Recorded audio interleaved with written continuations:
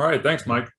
Appreciate everybody joining today. We want to give you guys a good understanding of one of the biggest features that is coming down the pike for us for our MDR service. It's something that we have really focused on as far as the next step and how the service is going to evolve. And just to give you a bit of background, we've always done response. It's been an important part of the service, and it's something that we've always leveraged other tools for. And that's worked pretty well in most cases, but we want to take it a step further. And the reason for that is we see attacks becoming a lot quicker, a lot more impactful, and people have fewer resources to respond to those. I think that's something that everybody's familiar with. When it gets down to the actual performance of a response, oftentimes there's a lag time, and that's just the human element. It's unavoidable. And we see that on our side and on customer side. So we want to come up with something that is going to address that as cleanly and as surgically as possible.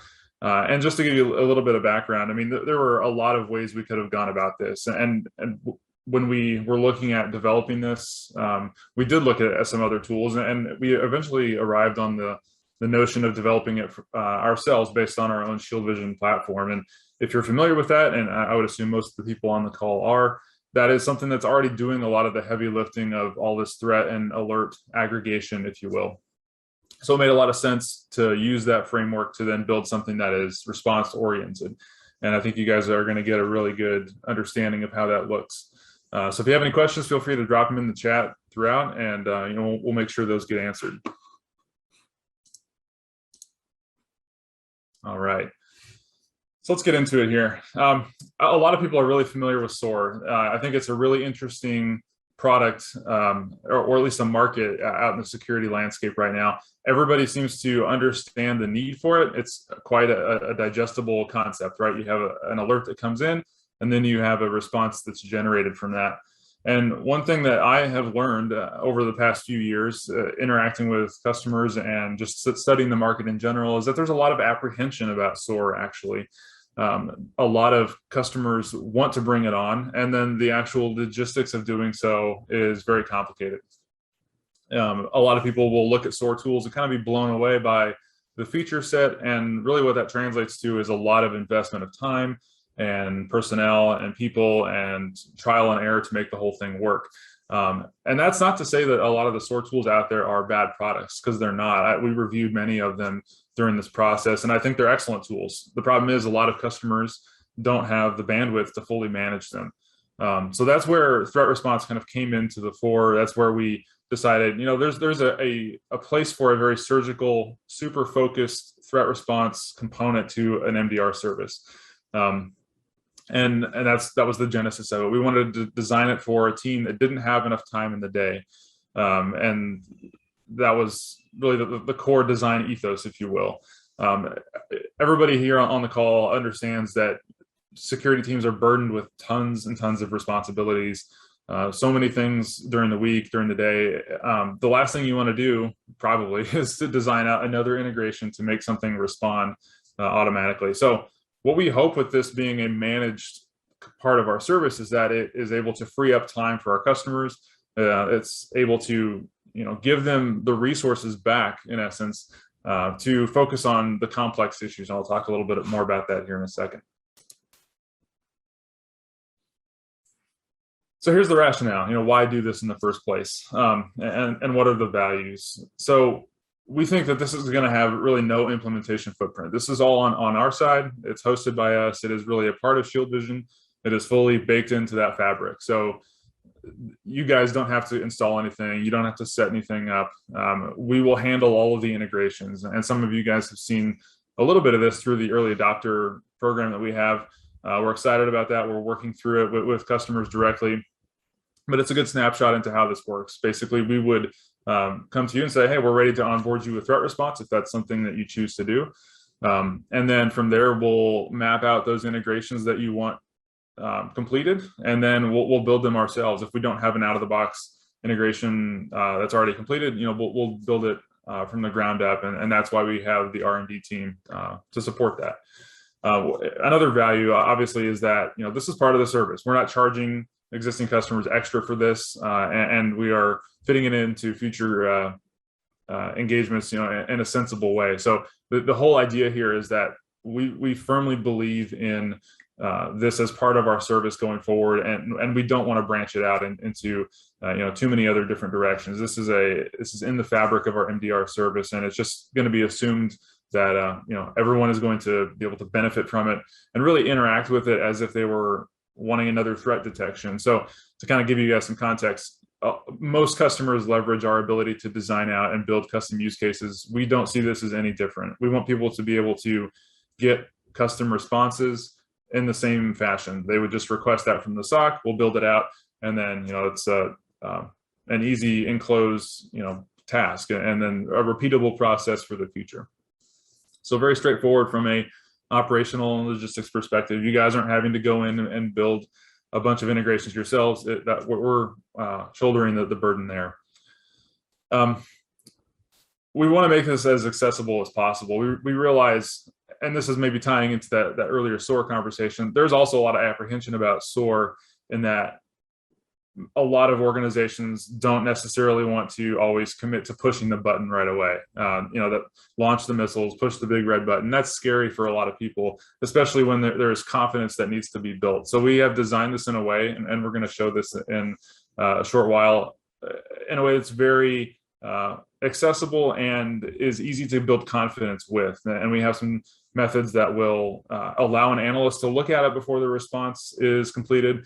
And coming soon, we'll have a way for you, the customer, to actually look at it and then, basically commit to the response yourself. So we want people to gain confidence with it, to, kind of get over that apprehension of taking responses automatically, which, that's a big leap for a lot of people, but I think that's the direction the industry's headed. You see a lot of these attacks coming very fast and furious and in the dark of night, and then you blink and it's kind of over and done with. So that's the speed at which we want to move.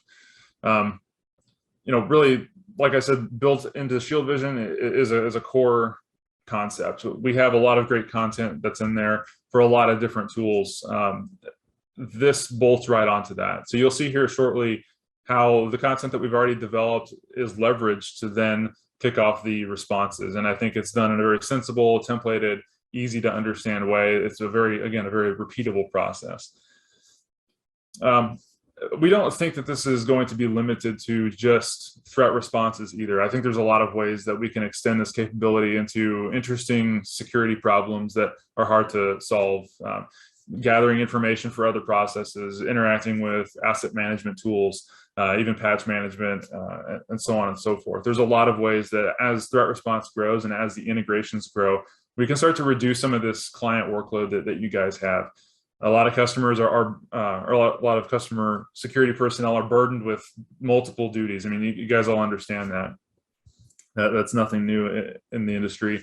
But the same people are oftentimes responsible for risk management, vulnerability management, tracking insider threats, those kinds of things. So what we hope in the end that threat response does is to alleviate that workload of having to interact with the service. And I know that sounds weird. Obviously, we want a high level of interaction with what we provide, and that's all often contributes to a healthy MDR service. But what I mean by kind of reducing the interaction is we don't want you guys having to go and follow up and validate the things that we send you as often. Again, maybe that sounds counterintuitive, but we want to send you something that is as complete as possible to where you don't have to go and do additional investigation on your side. Sometimes that's necessary. It will probably always be necessary for some situations, but we want to, complete that.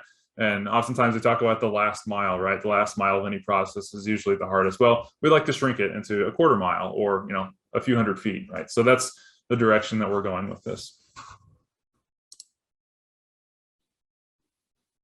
All right, just to give people some ideas, some use cases to think about, and the gears oftentimes, as we describe this, turn pretty quickly for people, but it really speaks for itself. I mean, everybody has a different set of tools. Oftentimes they wish those tools worked better and actually leverage the capabilities that were in those tools to begin with. So I'll just run through a couple ideas, and I think that you'll connect the dots very quickly. Let's say you have some kind of MDR tool such as ExtraHop, and you want to leverage all the great heuristics and machine learning that's in ExtraHop, and you want to actually commit that to a response. Well, we can build an integration that, kicks off something in Sentinel-1, for example. If you're a Chronicle customer, a lot of great asset telemetry and logs that you can ingest, and then again benefit from some of the machine learning and the heuristics and the anomaly detection in that. Take that information and do something with it. Take it to Defender for Endpoint and be really proactive.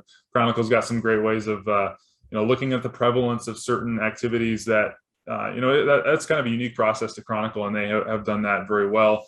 And if you see anomalous stuff, there's no reason, if you're really wanting to commit to an active response, to just take action and then figure that situation out later.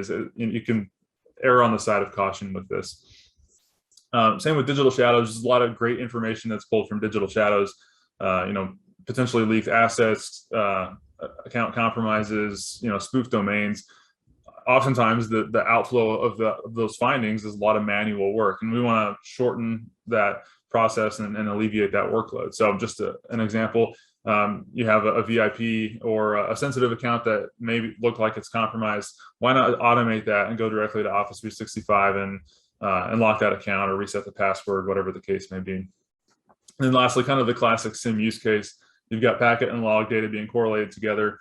Again, sometimes that is going to give you a better picture than just what the EDR tool will by itself. So you can kind of preempt some of the, or not have to wait for the endpoint tool to make that determination on its own when you have all this other data. So preempt that and just take the response on your own.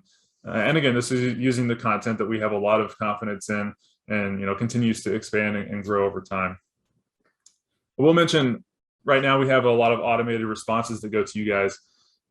We're going to continue to build that out. And one of the features that we're going to be adding actually within the next month is what we're calling back query. So that's going to actually go back and do exactly what it sounds like. It's going to take a query and then say, all right, I've got a certain type of information. From that, what's the investigation workflow from there? And it will step through that choreography and retrieve additional information and then put that in the automatic notification. So you're going to see a lot of things coming quicker that are already investigated. And again, this is trying to complete that process to where there's not as much validation required, and just makes the whole operation run that much quicker and smoother. Yeah, there's a lot of different use cases I could talk about. I think it might make sense at this point to hand it over to Elijah, and we can get directly into the demo.